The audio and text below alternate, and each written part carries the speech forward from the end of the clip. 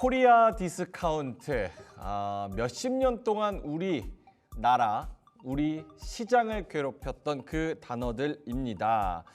우리가 수십 년간의 노력을 역시 이래서 코리아 디스카운트구나 라면서 몇 시간 만에 여실히 이 디스카운트의 민낯을 보여준 그런 밤이 아니었나 싶습니다. 하지만 여기서 좌절할 수가 없습니다. 노력을 다시 시작한다고 한다면 어떻게 우리가 해소를 해야 되는지, 그리고 우리는 어디에 와 있는지, 지금 현안에서 해소되는 건 무엇인지 한번 이야기 나눠보도록 하겠습니다. 경제 유튜버이자 작가인 범송공자 장우진님, YMG 글로벌의 박종훈 팀장님 두 분 모셨습니다. 어서 오세요. 어서 오세요. 네, 안녕하세요. 네. 어제 국회 본회의에서 내년도 예산안이 4조 원 넘게 삭감됐다고 하는데 작가님 정확하게 어디에서 어떻게 삭감됐고 앞으로의 영향력은 어떻게 미쳐질 것 같은지 좀 설명해 주시면 좋을 것 같습니다. 네, 같이 그림을 보면서 확인하는 게 제일 좋을 것 같은데요. 네, 머니투데이에서 정리해 준 내용이긴 한데 네. 일단 정부 그 4조 1천억 중에서 가장 많이 삭감된 것은 정부 예비비입니다. 2조 4천억 정도가 삭감이 됐고, 그다음에 국고채 이자 상환에 한 5천억 정도가 삭감이 됐어요. 이게 이제 대부분이라고 보시면 되는데, 일단 국고채 이자 상환을 보면 내년에 금리는 내려갈 게 뻔하니까 내년 금리가 내려간다 그러면 금리 안정 속에서 이렇게 많이 예산을 책정할 필요가 없다라고 야당이 삭감을 한 거고요. 그다음에 정부 예비비 같은 경우에는 이제 예비비이기 때문에 정부가 급할 때 쓰는 돈이라고 볼 수 있는데, 예를 들면 2019년에 반도체 소부장 쪽에서 이슈가 있을 때 그쪽으로 급하게 돈을 쓰기도 했었거든요. 그 당시에 2조 원 넘게 돈을 투입하기도 했었는데, 그렇게 급하게 산업을 지원할 수 있는 그런 자금이 일단 사라진다고 보면 되는 거죠. 그러니까 정부에서는 이게 사실 깜깜이 예산이니까 야당에서는 반대할 만한데 네. 정부에서는 급하게 쓸 돈이 사라지니까 이게 우리가 유연하게 대응할 수 있는 뭔가 여러 개 사라진다라고 얘기하는 거고요. 또 주요 빠지는 게 보면 검찰, 경찰, 감사원 등의 특별 특수활동비, 그다음에 특정 업무 경비가 빠집니다. 그러니까 요게 어떻게 보면 이것도 약간 깜깜이 예산이에요. 이 경찰이나 이런 쪽에서 쓰는 게 당연히 보안이 요구되는 부분에 있어서의 특별활동비이기 때문에 이게 관련돼서 어떤 내용인지 보고가 안 되거든요. 그러니까 야당에서는 이게 문제가 있다라고 하는 건데, 반대로 생각하면 이런 형태의 활동비가 줄어든다 그러면 국가 안보에 약간 이슈가 생길 수도 있지 않을까라고 하는 우려가 조금 들어가고, 그다음에 역시나 대왕고래 관련된 예산도 약간 삭감을 했습니다. 그러니까 전체 예산으로 보면, 그러니까 야당이 얘기하는 건 이래요. 4조 1천억이라고 하면 고작 0.6%다. 그거 삭감한 거 가지고 문제가 되지 않고, 그다음에 정부가 추진하고자 하는 대부분의 사업에 있어서 우리가 딴지 건 건 아니고 약간 불투명한 부분, 그런 부분에 삭감을 했다라고 얘기하고 있는 거죠. 그러니까 약간 특수활동비의 그렇죠. 개념으로. 네, 정부 예비비나 이런 것들을 삭감했으니까 니들의 손발을 약간 잡은 거지만 네. 정체적인 정치적으로 이렇게 뭔가 경제를 꾸려가는 데 있어서는 크게 문제는 네. 없을 거다라고 얘기하고 있는 거죠.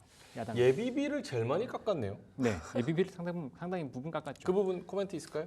저는 지금 저거 보는데 네. 그냥 완전 딴 얘기예요. 저는 딴 얘기하는 겁니다. 아이돌봄 지원을 왜 깎은 거예요? 아이돌봄 지원. 나 진짜. 그러게요. 네. 저런 거는 뭐 특정 뭐 관련된 분들한테는 저걸 왜 깎았지? 예, 청년대학 계좌. 중요한데 저 두 개는 좀 해주시지. 그러게요. 제가 이제 아들이 이제 15개월이거든요. 아, 아이돌봄 지원 저것만 눈에 보입니다 지금. 아. 예, 개인적인 겁니다 이건. 원래는 아이돌봄 지원이 이전보다 좀 많이 늘거나 혹은 혜택을 많이 받는다라고 느끼는 게 있었어요?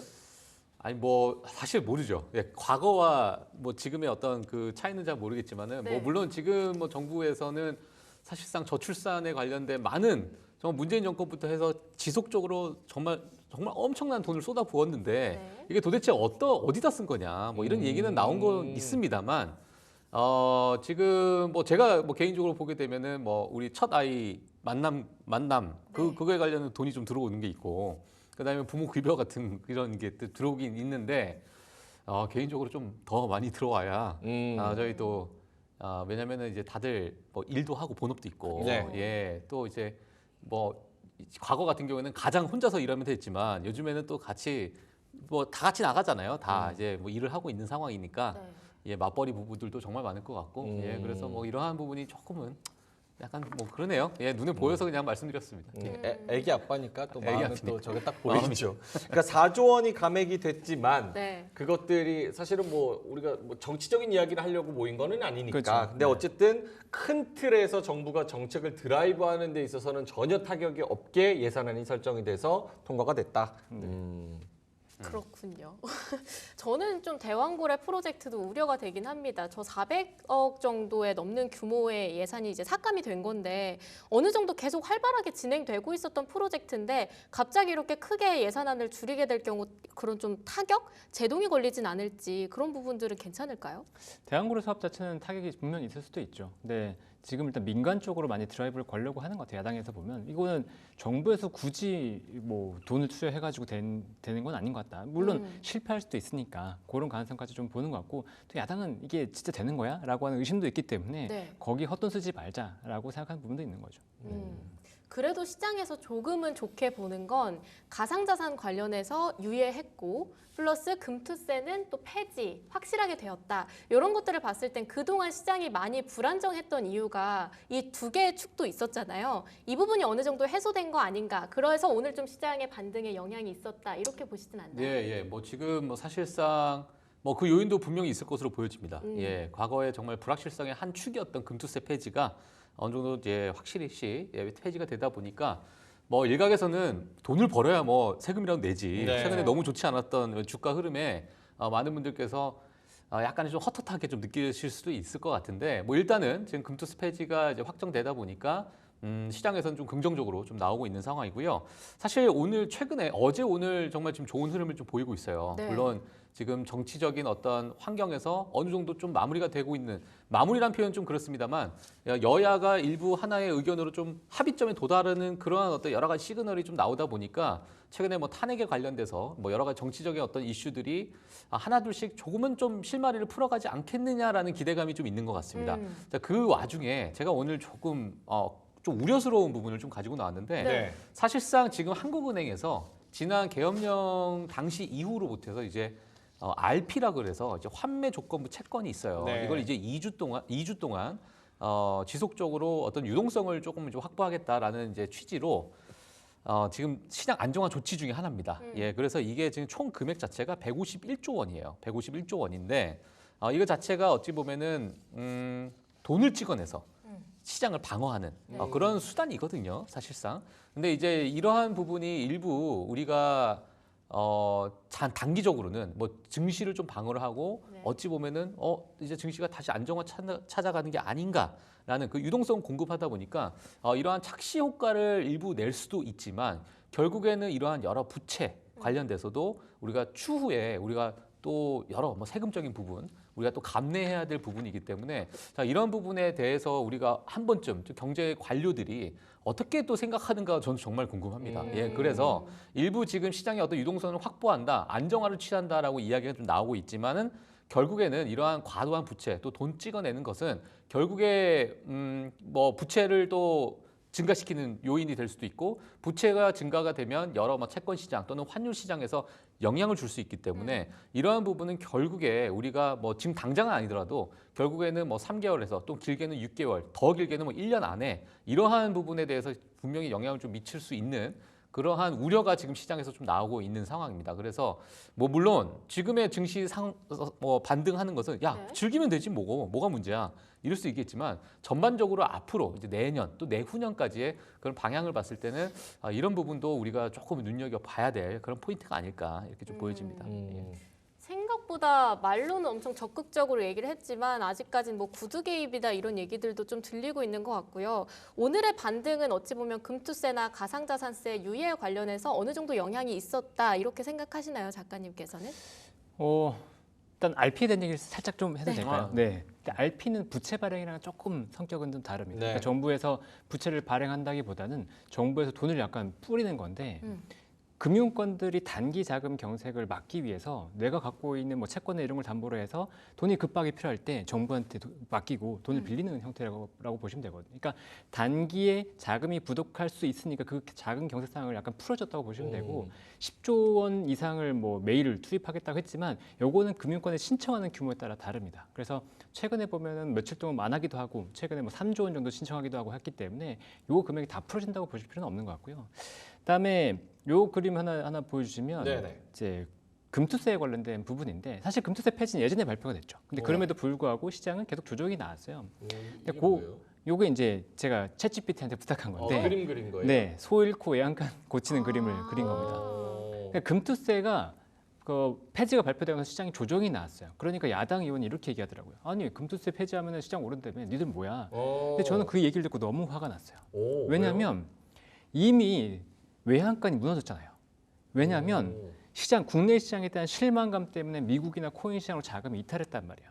그 상황에서 금투세를 폐지한다고 하면 이미 안에 있는 사람들을 막는 거인 거지 그 사람들이 당장 들어오진 않을 거잖아요. 그렇죠. 근데 그 상황에서 일단 외환권이라도 고쳐놨으니까 여기에서 제도 같은 걸 보완해서 우리 이제 더 같이 가보자라고 해야 되는데 소를 잡아야 될 사람이 소 밖에 아직도 있잖아라고 하면서 욕하고 있는 게 너무 화가 났던 거죠. 소 저기 있는데 가서 잡으면 될 것 같은데. 근데 외환권을 그러네요. 고치고 나서 소를 잡는 추가적인 노력이 필요하잖아요. 그쵸. 네, 그 노력은 하지 않은 상태에서 소가 안 들어왔다고 지금 뭐라고 하니까 음. 저는 그 정치인의 행태는 약간 화가 나더라고요. 저 외양간이 저렇게 좋습니까? 사람 사는 데보다 더 좋아 보이네.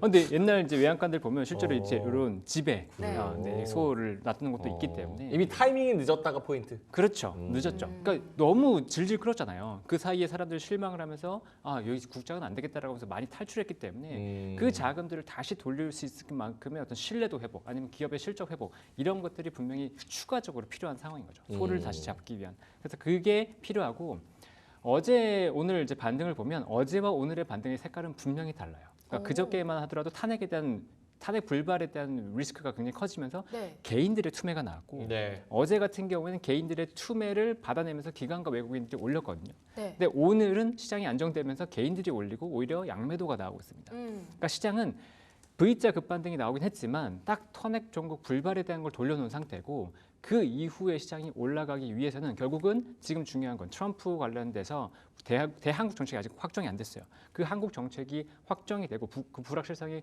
해소가 되면서 우리나라 기업들, 우리나라 경제가 다시 회복될 수 있다는 기대감이 좋아져야지 여기서 다시 반등이 나올 수 있다고 보고 있거든요. 그러니까 저는 그런 국면들이 나올 거라 보고 있지만 지금 당장에서는 오늘 반등의 이후에 추가적으로 급하게 반등이 나올 거다 그렇게 보이지는 않습니다.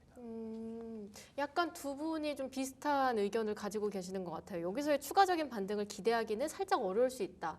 약간 여기에 외교적인 이번 최근 이미지 있잖아요. 계엄령에 대한 이미지들이 조금 더 소잃고 외양간 꽂힌다는 그런 부분이랑도 어느 정도 맞물리는 게 있을 것 같습니다. 그렇죠. 뭐 보통 뭐 계엄령이라고 하게 되면 과거 우리가 역사를 되짚어 봤을 때 네. 뭐 정말 어떤 뭐 일부의 뭐 민주화 운동 중에 또 계엄령이 발생이 됐었고 일부 이머징 마켓 특히나 뭐 개발도상국 같은 경우에 그런 경우에서 많이 이미지가 있었기 때문에 사실 지금 외국 선진국에 대해서 계엄령이라는 단어를 보여줘도 이게 문득 무슨 뜻인지 모르는 분들도 많이 계신다고 네. 해요. 자, 그만큼 지금 이제 본인들과는 이게 선진국에 있는 그런 여러 국민들과는 약간 동떨어져 있는 그러한 부분이다 보니까 이 계엄령이라는 단어를 보게 되면은 과거의 이미지, 뭐 제가 좀 이미지를 오늘 좀 가지고 나오긴 했지만은 네. 과거에 정말 뭔가 좀 살벌한 이런 이미지를 연상시키는 거죠, 사실상. 지금 뭐 한국 자체가 지금 뭐 군부 세력들이 전부 다 뭐 서울 한복판에 깔려 있어서 뭐 그런 건 아니겠지만 이러한 이미지를 이제 각인시키다 보니까 일부 외국인들 투자자들에게 있어서는 또는 여행객들에 있어서 일부의 좀 부정적인 이미지를 좀 줄 수 있다 이렇게 좀 말씀을 드리도록 하겠고요. 사실 제 지인 중에 한 분이 네. 그 여행 그 회사에 다니고 계세요. 임원급으로 다니고 계신데 제가 물어봤습니다. 사실 계엄령 당일날 그 다음 날 해가지고 어떤 일이 있었냐, 네. 여행 그 너희 회사에 분위기가 어떠냐 하니까 그 중국 또는 홍콩 이쪽 아시아권에서 오는 모든 이제 여행객들이 네. 전부 다 취소했대요. 아 당연하죠. 전부 다 취소해서 그 회사에 있는 모든 직원들이 다시 다 전화를 하고 이메일을 써서 괜찮다, 와도 된다 해서 일부 다시 또 예매하는 그런 상황이지만 일부 그래도 많은 여행객들이 일단 나는 좀 미루겠다. 이러한 이제 뭐 많은 이야기가 좀 있었다고 합니다. 네. 그래서 정말 뭐 비상이었다 뭐 이런 이야기를 좀 했었는데 다행히 건 빨리 풀려가지고 그러니까요. 새벽에 예. 그냥 몇 시간 6시간 만에 풀렸으니까 네. 약간 눈 떠보 계엄이 있었어 자고 일어나니까 예. 아예 그러니까 모르시는 그나마 분들. 예, 맞아요. 그나마 다행이지. 그래서 이제 그러한 뉴스를 접했던 일부 여행객들은 조금만 좀 시간을 두고 나중에 가겠다. 뭐 이런 이야기들 좀 했다고 해요. 자, 그래서 그만큼 지금 사실 외국인들 입장에서는 뭐 투자뿐만 아니라 한국에 오는 관광객들마저도 약간은 좀 멈칫하고 있는 좀 상황을 좀 지켜보고 있는 그런 분위기가 지금 해외에서도 좀 일어나고 있는 상황이다 이렇게 좀 말씀을 드리고 싶습니다. 예. 지금 여행업계의 타격, 그런 쪽으로의 이미지 손상 이런 부분을 짚어주셨는데 사실 여행업계 말고도 타격받은 산업군은 많잖아요. K2전차 이거 어떻게 하냐 해서 방산 쪽도 최근 흘러내리는 흐름들이 있었고 대왕고래도 마찬가지고요. 앞으로의 산업계의 영향 또 자동차들도 계속 얘기 나오고 있는데 가장 큰 타격을 받을 만한 산업계는 어디라고 생각하세요? 일단 이 그림 하나 보여주시겠어요? 네. 이거 나라 한번 맞춰보시겠어요? 아시아 나라. 국가인데 2014년에 19번째 쿠데타가 선언됐던 나라고 이 쿠데타 정권은 2023년에야 물러났습니다. 아, 이거 맞춤 뭐 있나요? 뭐 사탕 하나 드릴게요. 인도네시아? 19번째 인도네시아? 아니야? 네. 아니, 19번째. 인도네시아 23년 아닌데? 미얀마? 뭐 이런 데 아니야? 홍콩? 모르겠는데. 네. 태국입니다. 태국? 태국이 19번째밖에 안 돼요? 19번째 밖에요? 이 32년부터 19번 쿠데타인데요. 네. 우리나라가 이번에 13번째, 17번째였잖아요. 우리나라가요? 네. 우리나라가 이번에 13번째였습니다. 네. 진짜요? 태국 한 50번 될 줄 알았는데. 그래요? 근데 태국에 여행 혹시 가보셨나요? 네, 갔다 네. 왔어요. 태국 갈 때 위험하다고 생각하시나요? 아니요. 안 하죠. 근데 태국 쿠데타가 있었던 나라인데요. 이렇게 태국 쿠데타가 있었던 나라인데도 불구하고 왜 우리는 안전하다고 생각할까요? 이게 이제 우리나라의 퀘스천이 될 것 같아요. 이게 굉장히 그 쿠데타를 보면 왕권, 그러니까 거기는 입헌 군주제이기 때문에 왕이 존재하잖아요. 왕이 약간 인정한 상태에서 약간 무혈 쿠데타가 나타나고 있거든요. 그러니까 쿠데타가 일어난다고 하더라도 크게 걱정하지 않아요. 근데 이번 우리나라가 쿠데타가 일어났던 과정들을 보면 굉장히 헌법에 맞게 유지가 되면서 무혈 쿠데타가 일어났고 그거에 대해서 몇 시간 만에 되돌려지는 모습이 보였다는 거죠. 저는 그래서 오히려 한국 정치 시스템의 안정성에 대해서 글로벌리 우리가 입증했다라고 보여요. 그렇게 보고 그래서 저는 그렇게 판단이 되거든요. 그러니까 이 쿠데타가 지금 당장은 야 이게 진짜 총칼로 인해서 뭔가 문제가 생기는 거 아니야?라고 우려가 됐었던 부분이 야 생각보다 한국은 여전히 진짜 안전하구나라고 하는 인식으로 바뀌면서 점점 이제 뭐 뷰티라든가 여행이라든가 이런 부분에서 저는 영향이 없을 거라고 생각해요. 오히려 중국의 부양책이 훨씬 더 크게 영향을 줄 거라고 생각을 하고 환율이 또 워낙 약세기 때문에 네. 이런 것들은 우리나라의 또 긍정적인 부분이 되는 거죠. 다만 탄핵 정국 자체가 문제가 되는 건 방금 말씀해 주신 것처럼 뭐 우리가 그 방산 부분, 그러니까 외교 부분에서 약간 차질이 생기기 때문에 그런 부분에서 분명히 외교적 조율이 필요한 부분에 있어서 약간 딜레이나 뭐 외교 협상력 약화 이런 것들은 분명히 있을 수 있다고 생각하고 자동차 같은 경우에는 금속 노조가 지금 적극적으로 파업에 그 시위에 나서고 있기 때문에 요것 때문에 이제 조업 차질이 좀 우려가 되거든요. 뭐 그런 부분, 그러니까 그런 것들은 우려가 되지만 전체적으로 대외적인 신인도라든가 아니면 외국인들의 관광객 그리고 우리나라 제품에 대한 어떤 신뢰도 이런 부분에 있어서는 큰 문제는 없을 거라고 봅니다. 너무 잘 짚어주셨는데 다른 방송에서 이 얘기를 잘 안 하더라고요. 저도 같은 생각인데 이게 우리가 지난번에 탄핵이 있었을 때 박근혜 대통령 탄핵 때 촛불을 들고 민주적으로 대통령을 탄핵시킨 사례로서 외신에서 굉장히 놀라고 칭찬했었던 그런 기억이 있거든요.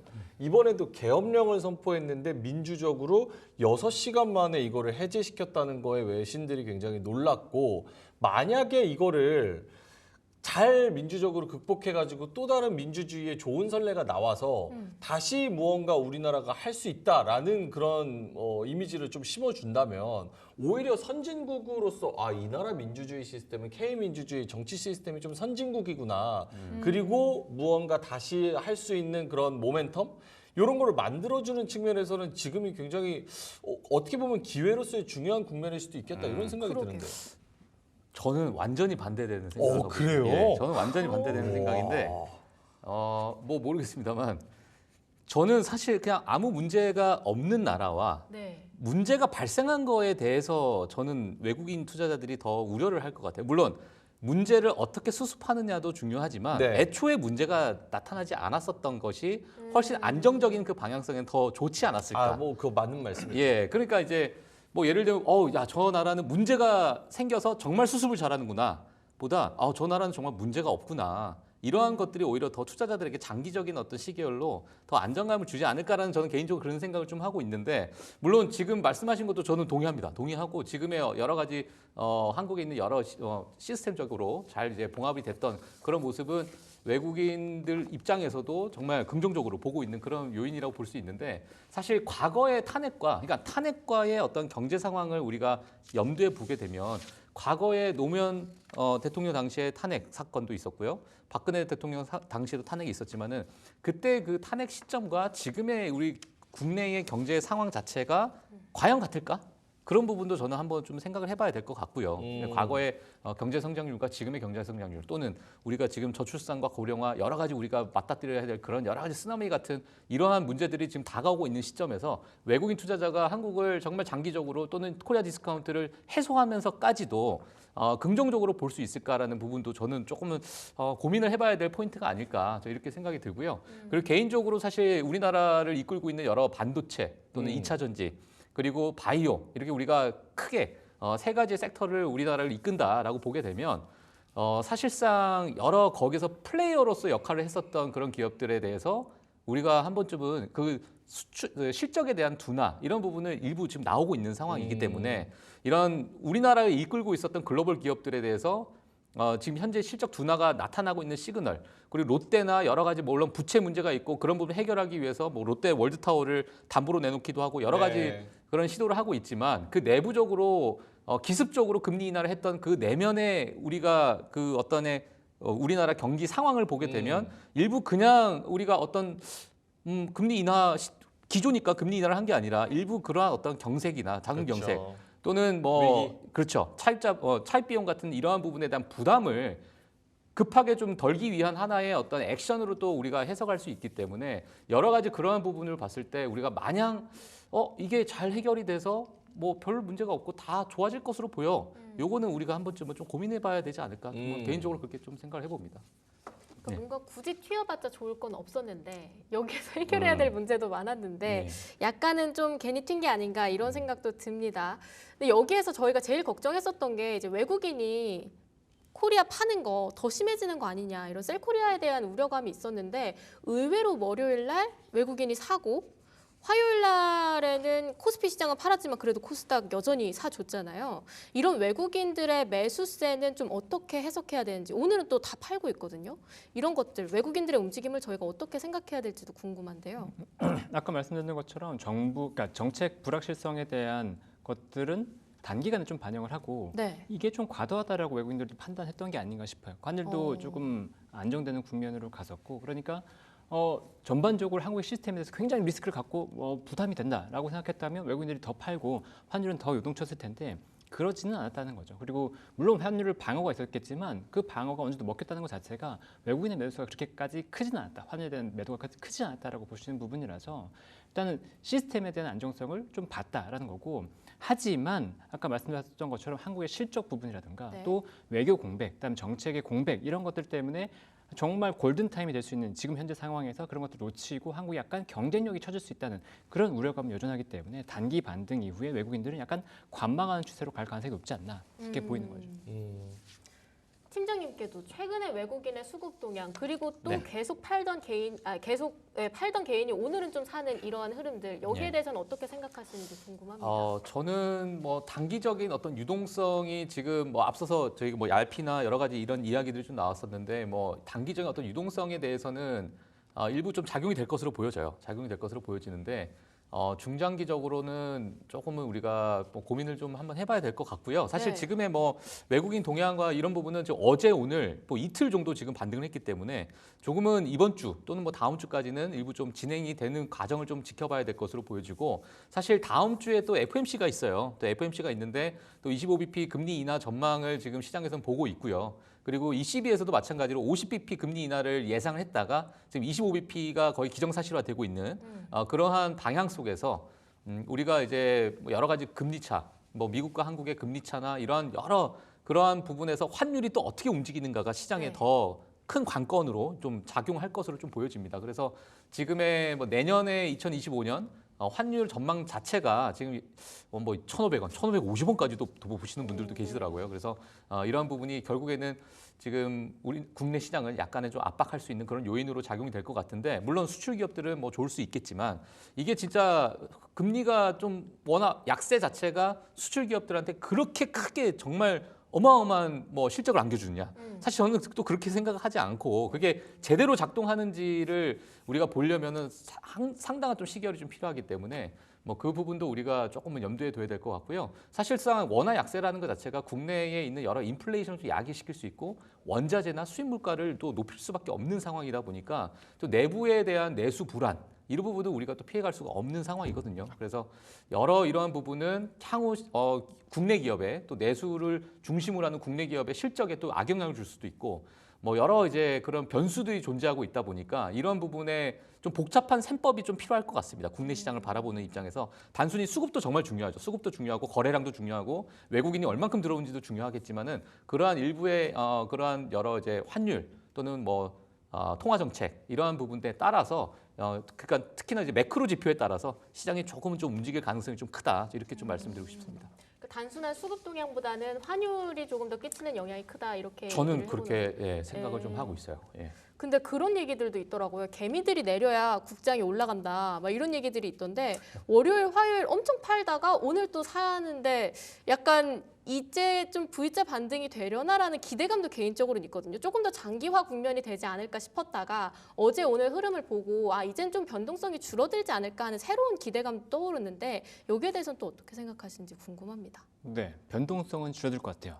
근데 변동성이 줄어든다는 건 주식의 탄력은 떨어진다는 게 되겠죠. 상승 탄력 또한 떨어진다는 게 되겠죠. 네, 그래서 지금 당장은 그럴 것 같은데 저는 내년 시장이 생각보다 굉장히 좋을 거라고 보고 있긴 합니다. 왜냐하면 미국 대선 이후에 1년차 시장을 봤을 때 우리나라 시장이 안 좋았던 건 금융위기 이런 금융위기급밖에 없어요. IMF나 이런. 그러니까 경제 위기가 아니라고 한다면 우리 시장도 미국 대선 이후에 돈 풀기의 수혜를 늘 봤었기 때문에 그거의 수혜를 보고 있고 환율도 저는 지금은 고비가 있는데 이 네. 고비를 넘기면 세 가지 요인 때문에 크게 걱정할 건 아니라고 생각합니다.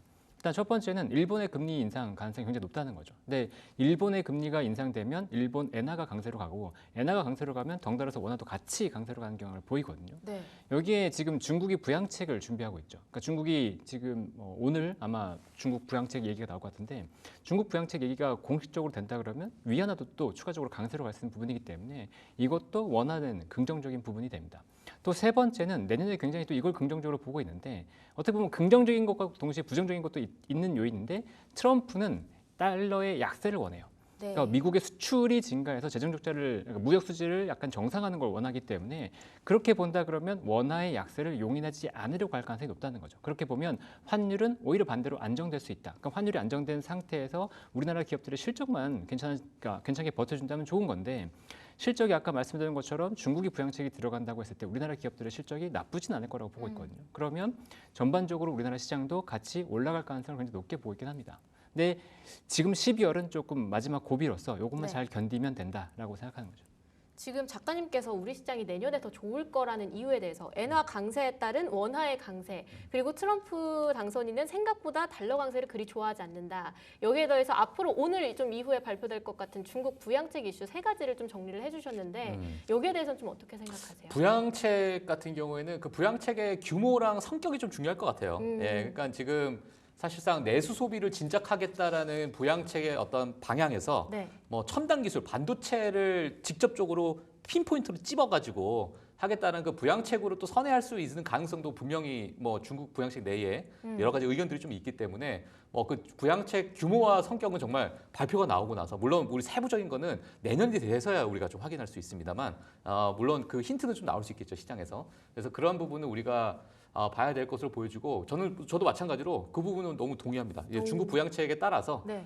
우리나라가 그래도 과거에 여러 이제 그러한 뭐 정말 수출로 봤을 때는 너무나도 중요한 시장이잖아요. 그러니까 중국 자체가 그러다 보니까 그런 부분에 대한 일부 수혜는 분명히 좀 받을 수 있을 거라고 좀 생각이 들고 이 환율이라는 부분이나 아니면 여러 가지 그러한 좀 보릿고개라고 해야 될까요? 네. 뭐 이런 우리가 넘어가야 될 시간이 얼마나 될지는 정말 우리나라가 얼만큼 그 사법 리스크나 이런 것들이 다 지금 정치권에서 일부 네. 어떻게 해결이 되고 외국인 투자자가 얼만큼 이제 안정화를 좀 찾는지에 따라서 일부 정말 빠르게 또 극복할 수 있는 그런 요인이 있다라고 보여져서 지금 뭐 12월 뭐 지속적으로 정말 뉴스를 보면서 우리가 좀 팔로우업을 해야 되지 않을까 이렇게 보여집니다. 예. 여러모로 바쁜 시장이 계속 이어질 것 같고 일단 오늘은 좀 중국 부양책 이슈 관련해서 좀 뉴스를 계속 따라갈 필요는 있을 것 같습니다. 오늘 두 분과의 이야기는 여기서 좀 마무리를 해볼까 하는데요. 한마디 듣고 마무리해보도록 하겠습니다. 오늘 작가님 어떤 한마디 준비해 주셨나요? 오늘 한마디는 고진감래입니다. 고진감래. 오랫동안 참 고생을 했고 올해 코스닥은 거의 한 30% 정도 조정이 나왔었는데 역대로 봤을 때 코스닥은 2년 연속 하락한 적은 없어요. 특히나 그 전해에 굉장히 급락을 했다 그러면 그 다음에는 굉장히 좋은 흐름을 보였기 때문에 올해 급락 이후에 내년에 상승할 가능성은 굉장히 높은데 아까 말씀드린 것처럼 우리 시장이 좀 배경적으로 봤을 때 좋아질 수 있는 배경들이 좀 있다라는 걸 염두에 두고 그렇게까지 지금 걱정할 필요는 없다. 근데 12월에 고비만 잘 넘기면 내년부터는 긍정적일 수 있으니까 그 흐름을 잘 보면서 대응하시면 좋을 것 같습니다. 12월이 약간의 자린고비 시간이 될 수 있다. 팀장님께서는요? 저는 오늘 완전 좀 반대되는 이야기일 것 같아요. 저는 한 줄 평입니다. 네. 아, 외국인 오늘 아니에요? 중과- 외국인? 한국 사람 아닌 것 같은데 한 줄 평이. 자, 오늘만 대충 수습하자. 네. 여러 지금 뭐 RP부터 해서 네. 뭐 이야기가 나오는 거 그리고 정치권의 약간 불안정한 상태, 금투세 폐지 이런 것들이 왜 일찍이 안 했을까요? 좀 더 일찍 해주지. 정말 아까 소 잃고 외양간 고친다. 네. 이게 정말 딱 맞는 그런 것 같은데 지금 너무나도 급작스럽게 안정화를 위한 여러 가지 뭐 정책들이 지금 쏟아져 나오고 있지만 너무 오늘만 수습하고 있는 그런 정책들이 아닐까. 물론 비판적인. 그렇죠. 어쩌군요. 좀 더 일찍 했으면 좋았을 거를. 과거에 국내 증시가 그렇게 하락했을 때 그때도 왜 RP를 하지 않았을까? 뭐 이런 좀 생각도 좀 정책 들기도 하고. 담당자들한테 하는 네, 얘기군요. 그렇죠. 저는 본인의 각오를 얘기하는 줄 알고 깜짝 놀랐습니다. 알겠습니다. 두 분과는 여기서 좀 마무리를 해야 될 것 같습니다. 우리가 여러 가지 또 난제들이 산적해 있지만 또 네. 이것을 항상 이기고 올라왔던 대한민국이기 때문에 같이 기대하는 마음으로 시장을 좀 지켜보도록 하겠습니다. 자, 경제 유튜버이자 작가인 범성공자 장우진님 그리고 YMG 글로벌의 박종훈 팀장님과 함께했습니다. 두 분 오늘 말씀 고맙습니다.